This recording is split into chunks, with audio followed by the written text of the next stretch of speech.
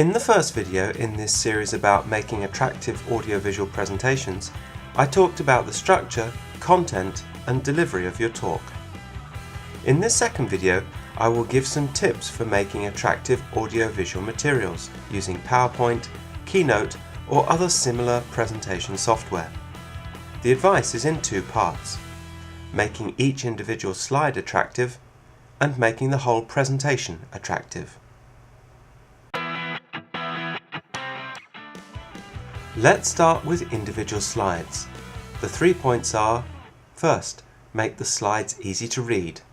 Second, write key points and not full sentences from your presentation. And third, think of the design. The first point is make your slides easy to read. There are a number of things you can do. Do not make your text too small. People at the back of the room must be able to read your slides. This text is a good size. If you use graphs and tables, make sure they do not have too much confusing information. Keep graphs and tables simple. Make sure you use colours that can be easily seen. White writing on a yellow background is not good. And finally, don't put too much information on one page. In fact, this page is a perfect example of what not to do.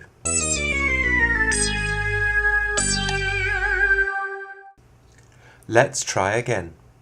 Here are the key points once again. Use large, clear text. Keep graphs and tables simple.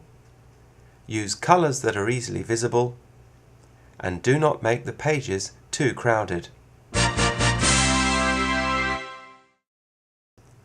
The next important point concerns how much text to put on your slides. You should avoid writing the full script of your talk on the slides. There are a number of reasons why.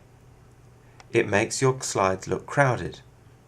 The audience will read the slide and stop listening to you.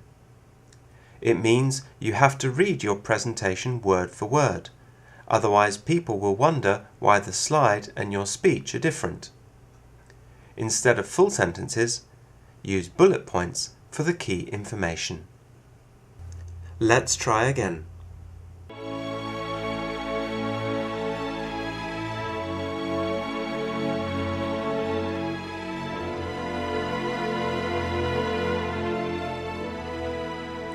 However, there's one important exception to these rules.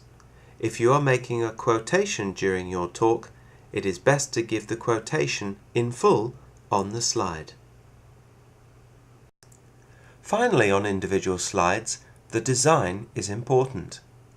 Each individual slide should create an image that supports what you are saying. Look at these two examples. Do the images create the right impression for your talk? Suicide in Japan.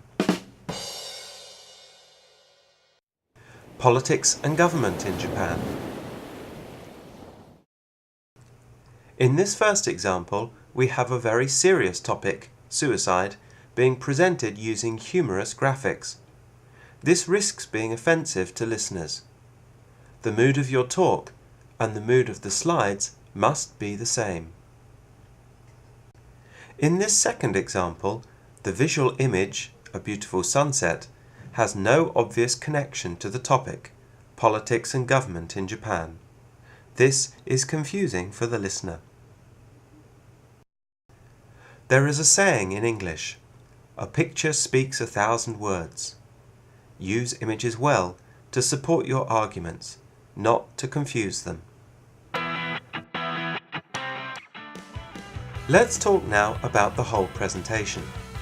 The two main points are: first, make your visual materials consistent in appearance throughout the talk.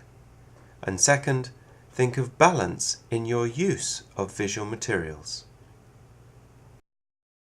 First, consistency. This point is closely related to the previous point about using appropriate images. Choose a presentation style and be consistent.